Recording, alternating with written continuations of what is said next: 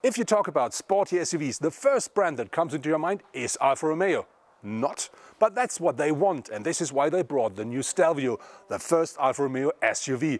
And this is the car we drive today.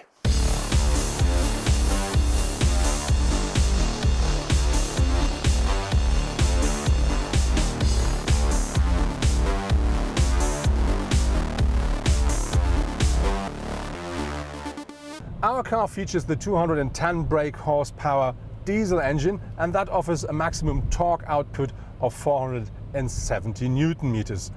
This is combined with the 8-speed automatic, of course, and that really is a very nice package. That the car is quite powerful and it's still very quiet. We do have the different drive modes on board with this car as standard, so we have the so-called DNA. And if you switch from standard to sport, the complete characteristic of the car is changing. Even gear shifting is a lot quicker then. The drive of the car, in one word, is precise, which means we do have a very direct, very precise steering on board, and the suspension is quite stiff but still comfortable. And even if you drive turns quite quick, you still feel more than safe.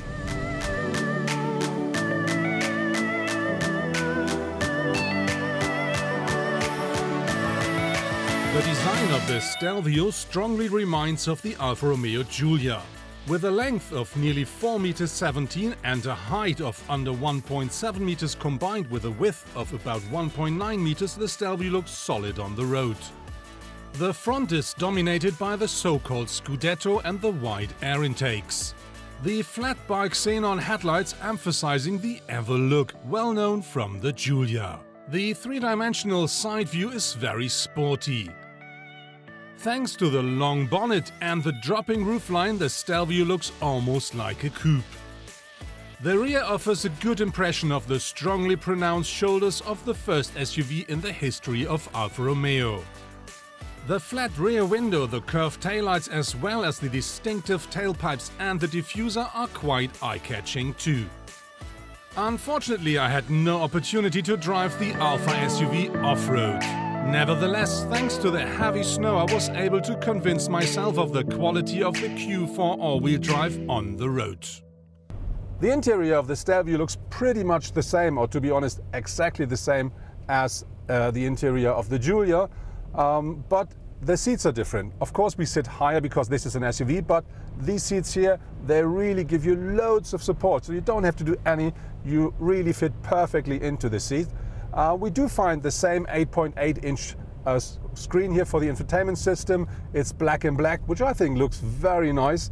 And we do find, of course, the same materials. We do have some wooden parts, and we do have the same craftsmanship as with the Giulia. With the steering wheel we do have, I think it's a bit of a pity because that's black in black, so tone in tone. And I think something red or something colorful would be great for this, just to give him a bit of a fresh design.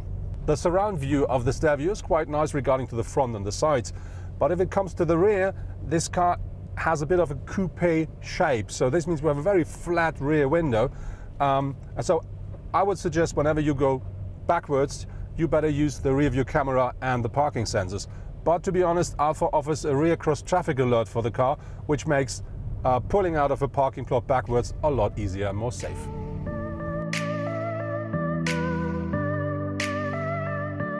The Stelvio offers plenty of space. Even a tall driver like me, I'm nearly 2 meters high, will find plenty of space and will drive the car very comfortable.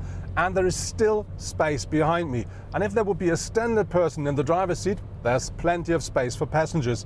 The boot size is 525 liters with the seats up.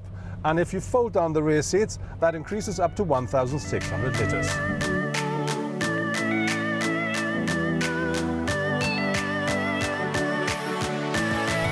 Gear shifting at the Stelvio will always work with the 8-speed automatic gearbox. The cars that come to the market now, they will all have the Q4 all-wheel drive system of Alfa Romeo on board. Very important here is the Stelvio is a rear-driven car, and the all-wheel system only gives power to the front axle when needed. But later the year, they're going to be pure rear-powered cars as well.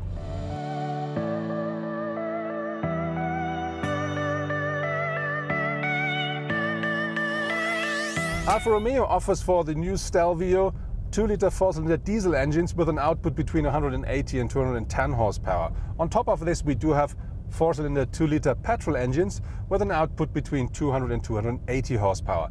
Later the year, there will be the top version, which is the Quadrifoglio, and that offers 510 horsepower out of 6 cylinders.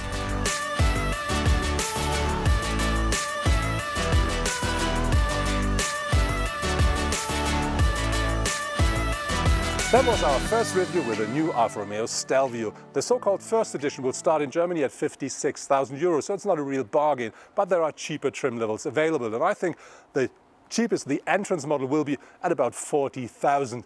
But to be honest, this is a pure Alfa Romeo, even though it's their first SUV. And I think for a real Alfa fan, this is the first choice regarding to SUVs.